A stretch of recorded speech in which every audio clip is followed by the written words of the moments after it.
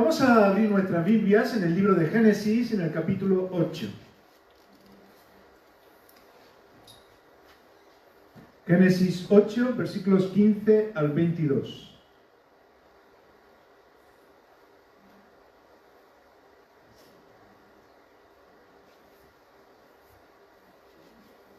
¿Lo tenemos? Hechos capítulo 8, versículos 15 al 22. Entonces habló Dios a Noé diciendo: sal del arca tú y tu mujer y tus hijos y las mujeres de tus hijos contigo, todos los animales que están contigo, de toda carne, de aves y de bestias y de todo reptil que se arrastra sobre la tierra, sacarás contigo. Y vayan por la tierra y fructifiquen y multiplíquense sobre la tierra. Entonces salió Noé y sus hijos, su mujer y las mujeres de sus hijos con él.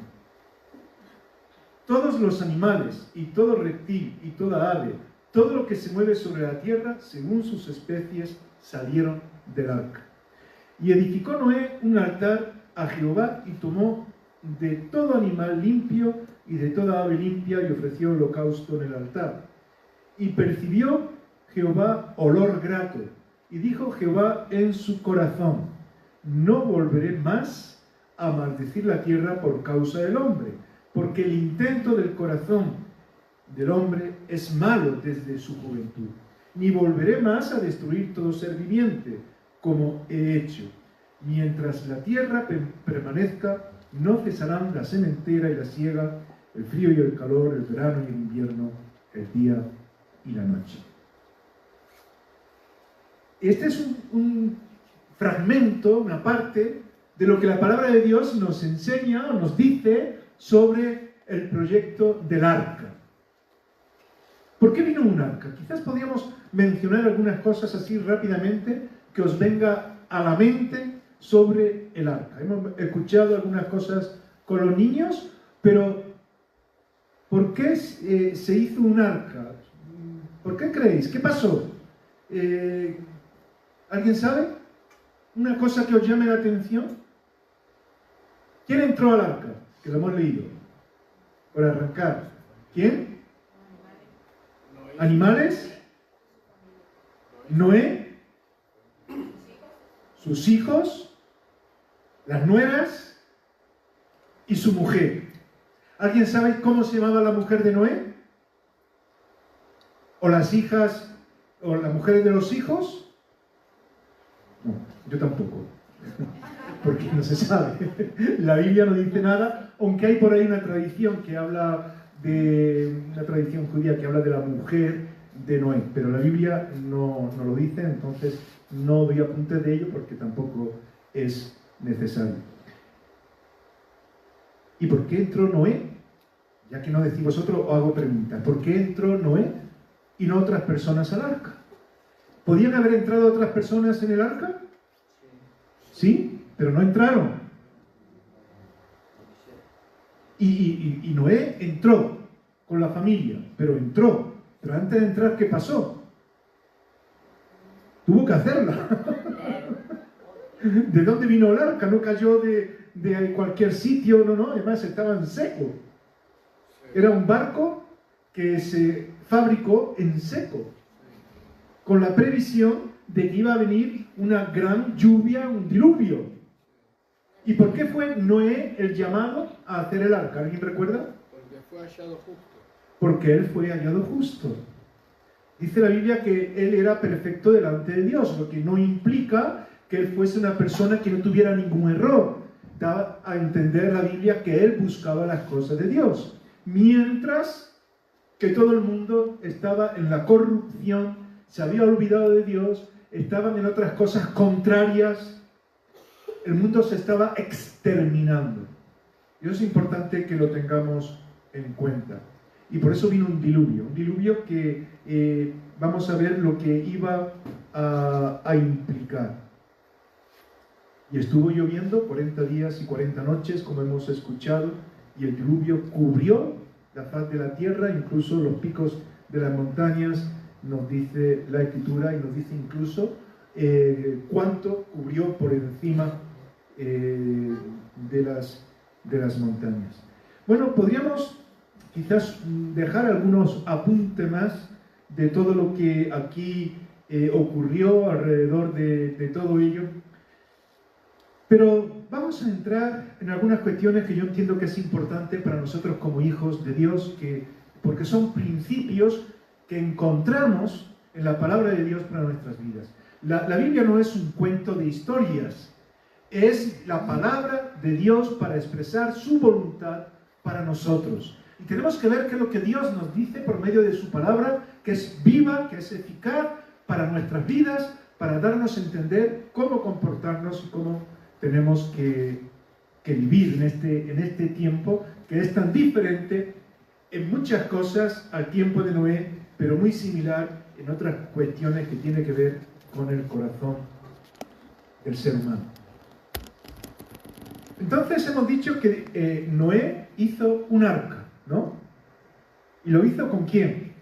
Con sus hijos, que estuvieron allí trabajando todo ello. ¿Era el arca de...? No, ahí es donde yo quería también señalar algo. No era el arca de Noé. Si veis en la Biblia nunca habla del arca de Noé. Eso lo decimos nosotros porque Noé está ahí como protagonista con todo lo que... Era el arca de Dios. Era un proyecto de Dios. El arca era un proyecto de Dios. Muchas veces somos dados, y eso es algo que es muy natural, a fijarnos simplemente en el que está hablándonos, en el que es de alguna forma interlocutor o aquella persona que Dios usa para compartir algo con nosotros. Y cuando hablamos a lo mejor de un profeta o incluso de un pastor, yo siempre, el otro día cuando estuve hablando con los pastores de la comarca de Antequera, hablaba de la importancia de que los pastores no asumamos un protagonismo por encima de lo que es la iglesia y menos de lo que es el Señor, porque somos siervos, pero no siervos en el sentido como los ministros de los gobiernos, ¿no? Que un ministro significa que es un siervo, es lo que significa la palabra ministro. Pero ¿quién entiende en España que un ministro sea un siervo? Es uno que manda. Bueno, y hablábamos entre los pastores allí en Antequera, la importancia de siervos que sirven, que estamos para servir, estamos para ello. No es la iglesia de Juan Manuel Quero. Es decir, mira, la iglesia del pastor Paco Trigo, que no sé si existe. ¿Cómo que la iglesia de Paco Trigo? Es la iglesia del Señor, pero muchas veces lo identificamos así. El arca de Noé. ¿Y cómo que de Noé? Era el proyecto de Dios. Y eso es importante aclararlo, porque es el proyecto de Dios, no de un hombre. Si hubiese sido el proyecto de un hombre, hubiese sido algo fallido en el tiempo, hubiera estado limitado en su proyección. Pero las cosas de Dios permanecen para siempre. Y cuando como iglesia estamos en el proyecto de Dios, ahí hay eternidad. Ahí hay una proyección que apunta al cielo. Y nosotros debemos de entender, como parte de la iglesia, cómo comportarnos y dónde estar en medio de todo esto. Porque muchas veces decimos, mira, estamos en el arca de Noé. ¿Un arca? ¿Qué era un arca? Vamos a ver, porque nos quedamos con lo de arca y a veces ni... Un barco. Un barco. ¿Pero era un barco pequeño o grande? Enorme. ¿Alguien recuerda? Eso ya tiene premio si respondéis. ¿Cuántos pisos tenía? Tienes un premio, decirlo. No sé qué. Mi mujer ha hecho un dulce muy bueno, luego que te doy un trocito, que no lo has probado. 3.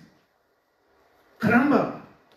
Un barco tan grande donde caben animales, donde caben una familia entera, donde hay 3 plantas, una ventana, una puerta. Eso es un crucero. Eso es, en aquel tiempo, un barco de 3 pisos, bien fabricado, en detalle, todo bien medido, para que su flotabilidad fuese perfecta en medio de todo lo que iba a ocurrir. Bueno, pues vamos a pasarlo bien. Un crucero. Vamos a decirle a Noé que nos sirva, que nos ponga de todo, que nos haga un show como en los cruceros. Los cruceros hacen espectáculos, tienen juegos, tienen bailes. Vamos a tener una música bonita, vamos a pasarlo bien, alguien que nos entretenga. Pero el arca no era eso precisamente, no había un jacuzzi, ni había nada de esto. El arca era un proyecto de Dios que señalaba a Cristo y que en muchos aspectos también señala a la iglesia, porque la iglesia ha de ser, vamos a ver, como ese arca. El arca era un proyecto de evangelización, porque era un proyecto para presentar la voluntad de Dios, las buenas nuevas, esperanza para un mundo que estaba destruyéndose totalmente. No vamos a entrar ahora, porque es verdad que alrededor del arca hay muchas cuestiones que necesitan una interpretación, ¿no? Lo que se suele decir cuando se estudia la Biblia y otras disciplinas, una hermenéutica adecuada, es decir, tener unos principios para entender lo que ocurría y cómo se explica en la mentalidad de hace miles de años en un contexto histórico que es muy diferente al nuestro. Bueno, porque claro, ahí se habla de muchas cosas y digo, no, hay quien lo entiende literalmente, otros entienden que se debe a algo determinado, porque por ejemplo, cuando Dios llama a Noé a construir el arca, era un chaval, ¿o no? Bueno, tenía 600 años, pero vivió unos tantos años más, casi llega a ser como su abuelo. ¿Sabéis quién fue su abuelo? ¿El más viejo de todos? Matusalén. Y podemos decir, bueno, ¿y eso qué quería decir? Hay muchas cositas ahí. Por ejemplo, cuando Dios manda el diluvio, dice que se arrepintió de crear al hombre. ¿Pero Dios se puede arrepentir? ¿Es que Dios se equivoca? ¿Es que Dios no ve todas las cosas? Claro que sí. Aquí se está expresando lo que era la voluntad de Dios con conceptos que el hombre pudiera entender. Os digo una palabra rara para que no se suele utilizar para ir a comprar pan ni comprar leche y nada de esto. Es lo que los teólogos llaman antropomorfismos, es decir, dar a Dios un sentido como si fuera un hombre, pero Dios es Dios. Dios no falla, Dios no se equivoca, Dios sabe todo lo que ocurre, Dios es omnisciente, Dios lo ve todo. No es que Dios se arrepintiera, es que Dios está señalando que el ser humano está yendo por un camino que no era el propósito de Dios, porque el propósito de Dios era bueno, era lo mejor para ellos, y por eso vamos a ver cómo se repite en ese tiempo cuando ya Dios invita a Noé y a toda la familia a salir, a hacer una especie de nueva creación, porque vuelve a decir, bueno, que ahora los animales fructifiquen, bueno, como con Adán y Eva, y ahora os toca a vosotros, y hay una serie de cosas muy interesantes en cuanto a todo esto. Pero en realidad tiene que ver con la iglesia. Los hermanos han de organizarse muchas veces, tenemos que organizarnos mirando la necesidad que hay en el mundo para evangelizar. Y tenemos que levantar ese arca, ese gran barco, ese gran crucero, que no es un crucero de lujo o un crucero para pasarlo bien, sino que es ese proyecto de Dios para surcar el mundo y llegar hasta lo que es su voluntad, hasta el cielo mismo. En este propósito de Dios vemos que el Espíritu Santo fue dado, y es muy interesante las relaciones que hay en medio de todo ello.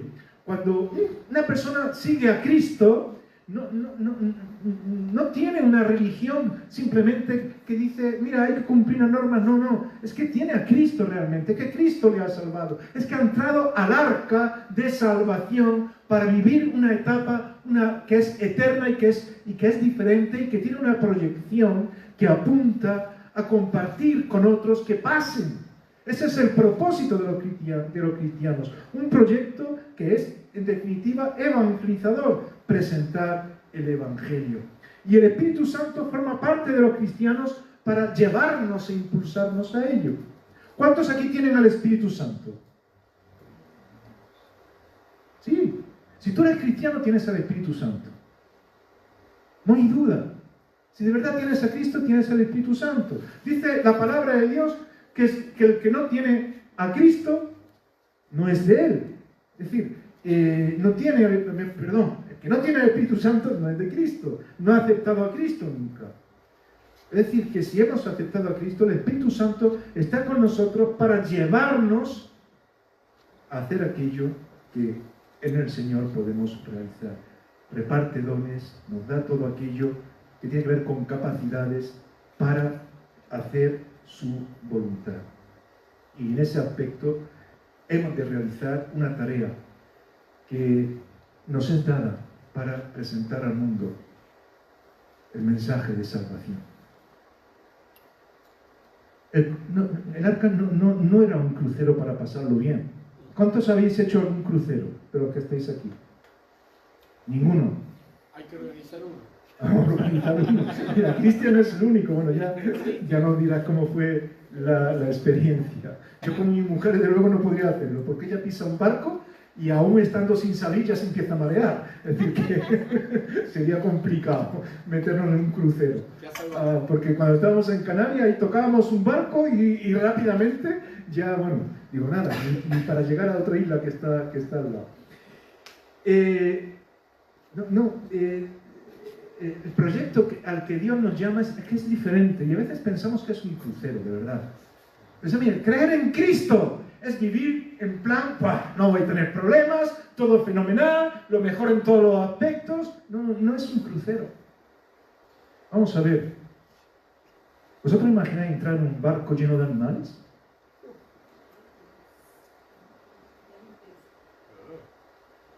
Bueno, la palabra de Dios dice que había un olor fragante y no era de los animales, sino que tenía que ver con hacer la voluntad de Dios, algo muy distinto, algo que se nota, por muchos perfumes que tú eches, por muy bien que hagas las cosas y muy limpio que esté todo, que huela a limpieza.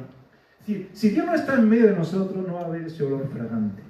Ese olor de aceptación, ese olor de, oye, es que aquí hay un amor, hay algo diferente, es que notamos la presencia de Dios. El arca era eso. Ahí cada persona tenía su cometido, lo que tendrían que trabajar con aquellos animales. Había que alimentarlos, ¿sí o no? Había que coger provisión. Había que, después de haber construido el arca y todo lo que supuso, porque no me habéis dicho muchas cosas, pero ahí supuso, construir el arca supuso mucha oposición. Gente que se reía, mira, construyendo un barco en tierra seca. Está loco, Noé. ¿Cuántas veces no nos dicen eso? Servir a Cristo no es ir, pues, como si nada con el resto del mundo. Mira, yo tengo un barco, como dice el corito, ¿no? Que navega por la mar y Jesucristo, que José es el capitán. Y bueno, podemos decir sí, pero no en un plan de que... No. Ello conlleva sacrificio, trabajo, servicio, propósito. Por eso el Espíritu Santo nos ha sido dado. Por eso la palabra de Dios nos dice que hay una gran comisión de predicar el Evangelio por todo el mundo. Y eso no es simplemente vivir como yo quiera. Dentro del arca es ocupar nuestro lugar, cada uno. Unos tenían que estar dándole la comida a unos animales, otros tendrían que estar con el agua, alimentando tal cosa, manteniendo, limpiando. Es decir, en la iglesia cada uno tiene que ocupar su sitio. Aquí no somos tripulantes de lujo para disfrutar simplemente del espectáculo. Estamos para servir. Por eso, no era el arca de Noé, sino que era el arca de Dios. En definitiva, una herramienta para evangelizar. Y ese arca, con todo lo que supuso, cuando ya surgió ese nuevo pacto, mejor dicho, ese antiguo pacto que se convertiría en un nuevo pacto que mencionábamos antes, hablando del arco iris. Cuando veáis este arco iris, y cuando yo lo vea, nuevamente usando esa palabra como si Dios fuese humano, no me acordaré de lo que he dicho, que esta tierra no será destruida por agua. Pero en realidad nos está apuntando mucho más allá. Cuando Jesús dice, este es el nuevo pacto, es mi vida entregada por vosotros. El arca de Dios, ese arca que construyó Noé, no era simplemente para salvar a una familia, era un proyecto de salvación para el mundo, para que el mundo pudiese volverse a Él y así poder compartir lo que Dios tiene para nosotros con todo el mundo. Y es importante que entre nosotros, como dice la Escritura también, hablemos de ello. Muchas veces hablamos de fútbol, de cómo te va la vida en el sentido económico, en el sentido tal, pero no hablamos de cómo estamos sirviendo al Señor, de cómo me siento, de cuál es el enfoque, de qué va a pasar dentro de un tiempo, de cómo estoy edificando en casa.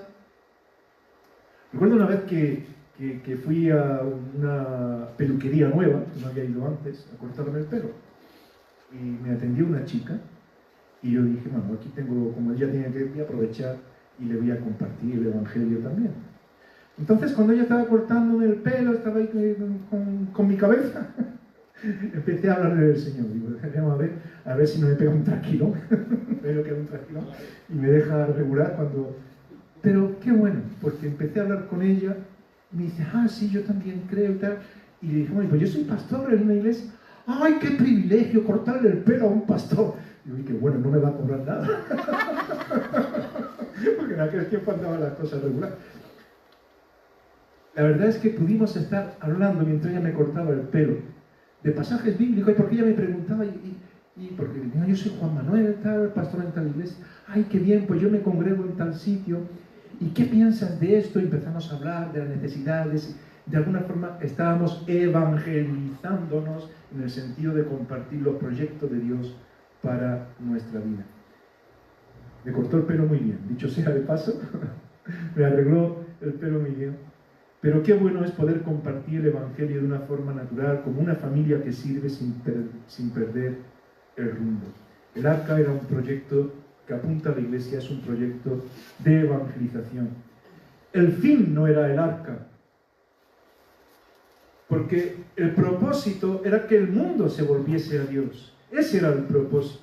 Por eso comentábamos antes lo de una nueva creación, de que igual que con Adán y Eva, pues se realizó un nuevo proyecto, una oportunidad para que el mundo volviera a estar en las manos de Dios.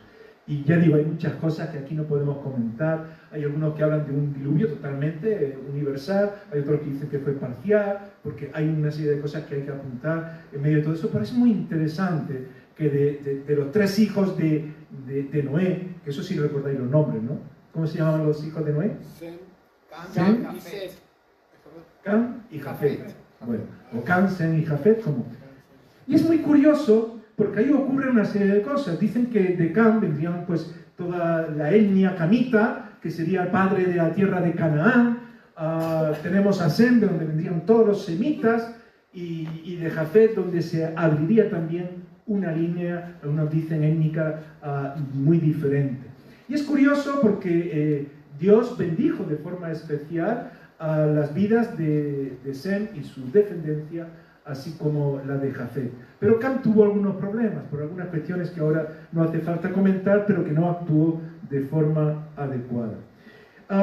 La cuestión es que era una nueva oportunidad para que el mundo surgiera con una perspectiva nueva de Dios, porque el mundo se estaba exterminando en la corrupción, cargándose de alguna manera unos a otros. Y hay algo que es importante. Mirad, estuvieron bastante tiempo, no ahora a contar todos los días, todo el espacio, porque no fueron 40 días nada más los que estuvieron en el arca, eso fue la lluvia, pero el agua fue bajando, ellos tuvieron que continuar allí y pasó mucho tiempo. Noé tenía que ver el momento de salir del arca, ¿sí o no? No se iban a quedar allí para siempre. ¿Y qué mandó primero? ¿Os acordáis qué animal mandó? ¿Qué ave mandó para verificar a ver si ya las aguas habían bajado? Un cuervo. Un cuervo que iba, pero volvía, iba y volvía. Entonces, luego mandó una paloma, que los niños decían, una paloma había en el diluvio, una paloma. Y la paloma se envió y volvió, se volvió a enviar, y vino ¿con qué? ¿En la boca? ¿En el pico? ¿Cómo? Una rama de olivo. ¿Habéis visto, símbolo de la paz, a una paloma con una rama de olivo en el pico? Hoy día es muy frecuente. ¿Y eso de dónde viene? El arca de Noé. Entonces ya ellos se podían percatar que los árboles ya estaban, el agua había bajado, los árboles estaban descubiertos. Volvió a mandar a la paloma y ya no volvió más. Entonces se entendió que era el momento de salir. Pero qué curioso, ¿no? Una paloma. ¿Os suena esto algo? ¿Por qué una paloma? ¿Quién utiliza el símbolo de una paloma? ¿Qué? El Espíritu Santo. Cuando pensamos en Dios como Padre, como Hijo y Espíritu Santo, en esa escena tan especial cuando Jesús va a ser bautizado, el Padre dice: este es mi Hijo amado, en el cual me plazco, en el cual yo voy a hacer mi voluntad, en el cual yo tengo complacencia. Y descendió el Espíritu Santo en forma de paloma. Cuando en la clase de discipulado a las personas que se van integrando en la iglesia, yo suelo hacer un cuestionario para ver qué conocimiento hay de las cosas de Dios, de la iglesia. Y una de las preguntas que pongo: ¿qué es el Espíritu Santo? ¿Una lengua de fuego? ¿Una paloma? ¿O una persona?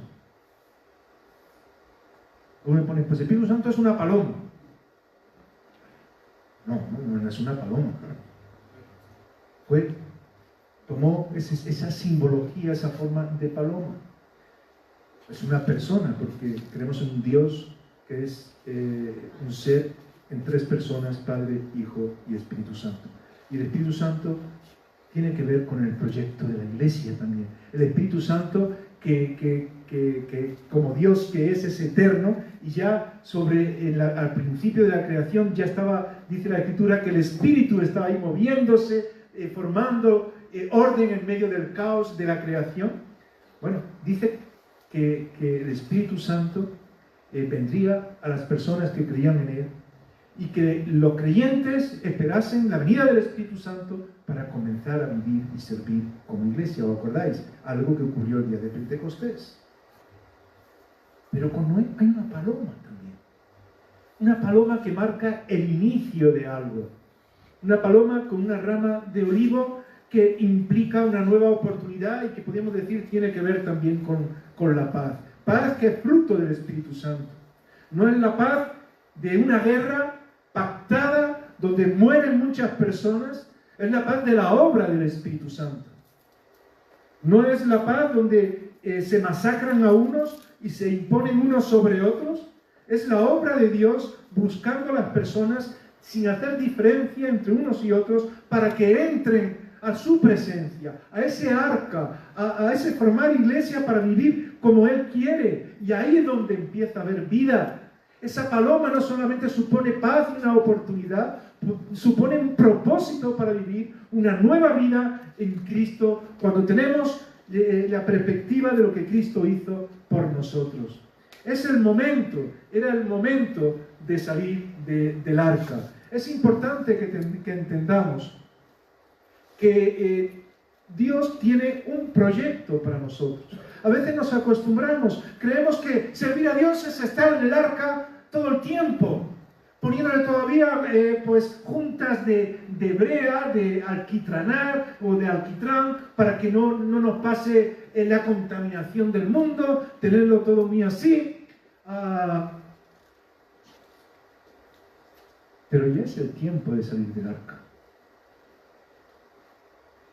Ya la paloma volvió con la rama de olivo y marchó. Y Dios nos dice: ahora hay que salir. La iglesia no es estar en una burbuja para no contaminarnos. La iglesia es estar movidos por el Espíritu Santo para predicar el Evangelio, para vivir en la voluntad de Dios, para que si nos dice Dios, mira, por aquí o por allí, que vayamos. Pero muchas veces nos acostumbramos a formar una iglesia en el sentido de 4 paredes y una silla. Y muchas veces Dios nos está llamando: no, tienes que hacer algo diferente. Claro, pero ocupa tu sitio, ocupa tu lugar, no te quedes sentado simplemente. Piensa en lo que Dios quiere que tú hagas en medio de tu trabajo, en medio de tu familia y como proyecto al que Dios te llama, y en el que como iglesia, que es un proyecto de Dios para servirle, podamos ocupar nuestro sitio. Pero a veces nos cuesta mucho. A veces incluso hasta nos sentamos en la misma silla. ¿Sí o no? Bueno, algunos os cambiáis, veo que os cambiáis, está bien. Pero hay personas que no. Yo me acuerdo de una hermana, muy buena hermana, pero perdida en sus propias costumbres reiteradas y sin una apertura para abrirse, que siempre tenía el sitio ahí, allí. Y si se sentaba alguien, venía alguien antes que ella a la iglesia y se sentaba ahí, la echaba. Dice, ¿tú qué haces aquí? Este es mi sitio. ¿Te imaginas una persona nueva que entra a la iglesia y se sienta ahí? Diga, tú no, no, que se está reservado para fulanita. Pero ya está el nombre. No, ¿por qué te la va a guiar cuando venga?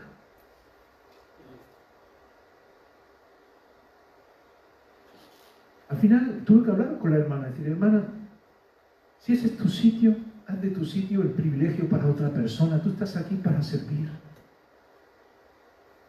Tenemos que estar dispuestos para ver oportunidades, para servir a nuestro prójimo y dejar que Dios nos lleve.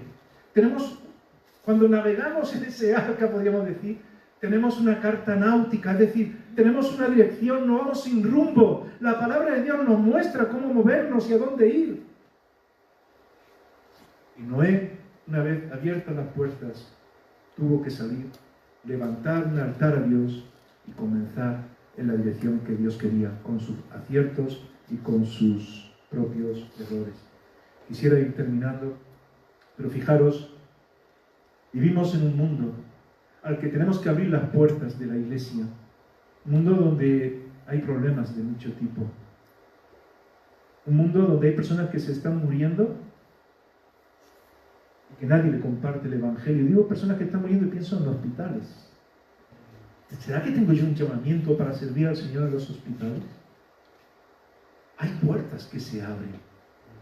Hay personas que están en la cárcel por cuestiones que ya se encuentran ellos mismos como desahuciados, como que su vida no merece la pena. Hay personas que son llamadas para ir. Hoy es el Día del Preso, por cierto, me viene ahora a la mente. Hoy en España se celebra el Día del Preso y hay muchas personas que van a las cárceles a predicar el Evangelio y que les escriben, mandan cartas, algunos que ya se están convirtiendo. Hay personas que se bautizan dentro de las cárceles. Hay personas que ahora mismo están celebrando cultos en las prisiones a aquellos que necesitan a Cristo.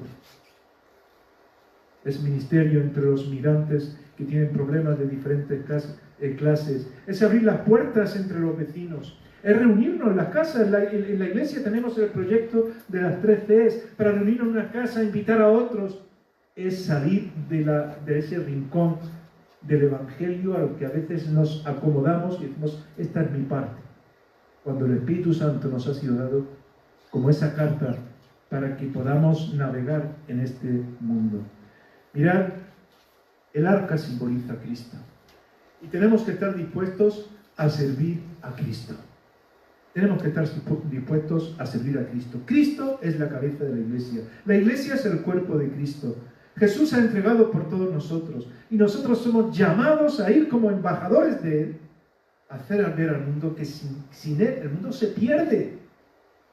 Entonces, si tú quieres a alguien, si tienes un amigo que lo quieres, si tienes un familiar que no conoce a Cristo, si tienes un amigo que no sabe nada de Dios, y tú eres cristiano, tú tienes que compartir el Evangelio. Si tú te encuentras con alguien o Dios te lleva a ocupar un ministerio, en definitiva, la iglesia tiene el propósito, en conjunto, hagas lo que hagas, si estás haciendo lo que Dios quiere, de evangelizar. No me da tiempo de abordar algunas cosas, pero yo te quiero invitar a que tomes compromiso delante de Dios, que no te quedes en un rincón, que te plantees qué es lo que Dios quiere en este tiempo para mí. Seas joven o seas mayor. Había un funambulista. ¿Sabéis lo que es un funambulista?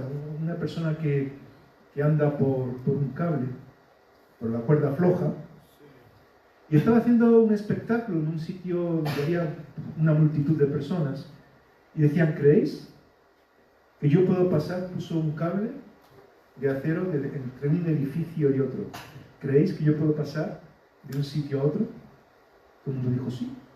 Y él pasó, andando por aquel cable de un edificio a otro, como lo arriesgado que es eso. ¿Creéis que yo puedo pasar por ese cable montado en una bicicleta? Bueno, la gente dijo, sí, lo creemos. Y lo hizo. Cogió una bicicleta y pasó por el cable hasta el otro edificio. ¿Creéis que yo puedo coger con la bicicleta a alguien en mis hombros y pasar de un edificio a otro? Y la gente dijo, sí, lo creemos. Bueno, ¿quién viene conmigo?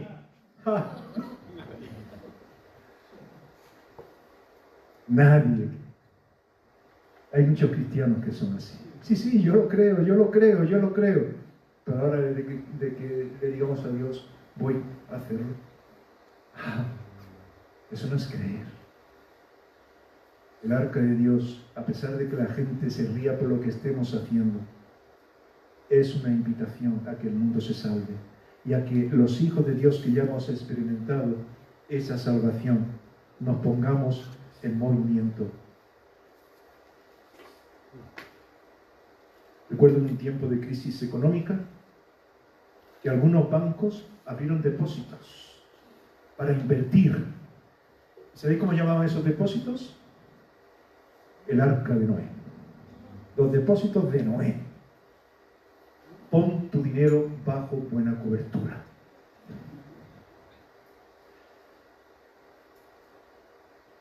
Pero sí es verdad que necesitamos poner bajo la cobertura de Cristo nuestras vidas, porque estamos en tiempo de crisis. Y ahí lo demás va a cambiar. Dios nos va a ayudar, pero tenemos que ocupar nuestro lugar. No te quedes en un rincón. Es el tiempo de salir, de poner lo que Dios nos ha dado a sus servicios, y Dios va a bendecir a otros, bendiciéndonos también a nosotros. Me gustaría que pudiéramos orar y que pudiéramos adquirir compromiso con Dios, porque este es el tiempo. El arca no es algo bonito que se pinta en una pared. En alguna guardería lo he visto, ¿no? Un arca bonita con los animales asomando por una ventana. Es un proyecto de Dios donde se nos dice: necesitamos a Cristo. Jesús derramó su sangre, entregó su cuerpo, y Él es Dios. No tenía por qué morir por nosotros, pero por amor lo hizo. Y no hay otro camino. Y hay tantas personas que se pierden. Es tiempo de abrir la puerta. La puerta de la iglesia, la puerta de nuestra vida, de adquirir compromisos. Es que Dios te va a ayudar. Una vida sin propósito es una vida sin sentido, que te lleva a tomar decisiones equivocadas, que no son buenas. Sal de ese rincón, sirve a Dios. Piensa en las personas que están a tu lado, piensa en ti mismo. Ya llegó la paloma con la ramita de olivo. Y Dios dice a la familia de Noé y a Noé: sal fuera. Vamos a levantar un altar para Dios. Vamos a decirle a la gente que Dios es bueno. Que a pesar de la guerra que hay en Ucrania, a pesar de las invasiones, a pesar de las guerras que hay actualmente en África, a pesar de lo que se está realizando incluso de aquellas tierras que se conocían como tierras de prosperidad y tierras santas, a pesar del dolor humano, Dios puede cambiar las cosas. El arca es la iglesia, Cristo siendo proclamado. Señor, queremos que este mundo cambie. Ayúdanos para que nuestras vidas cambien, guiados por ti, por tu Espíritu Santo. Queremos que los políticos cambien, que las personas cambien. Nos sorprendemos de cómo es el mundo. En realidad tú lo que nos dices es que el mundo es así, y que nosotros tenemos a Cristo y tenemos que compartirlo. Es el tiempo de invitar a la gente a que sea salva, ocupando nuestro lugar cada uno de nosotros. Y sabemos que lo demás tú lo vas a añadir, que vas a bendecir las familias, los hijos, que el desorden va a ser ordenado, porque el Espíritu Santo pone orden. Así, Señor, yo te quiero pedir que tú pongas orden en mi vida, que pongas orden en tu iglesia, que pongas orden en cada persona que está aquí en estos momentos, que nos ayudes a evangelizarnos, a hablar de tus propósitos y a compartirlo con los demás.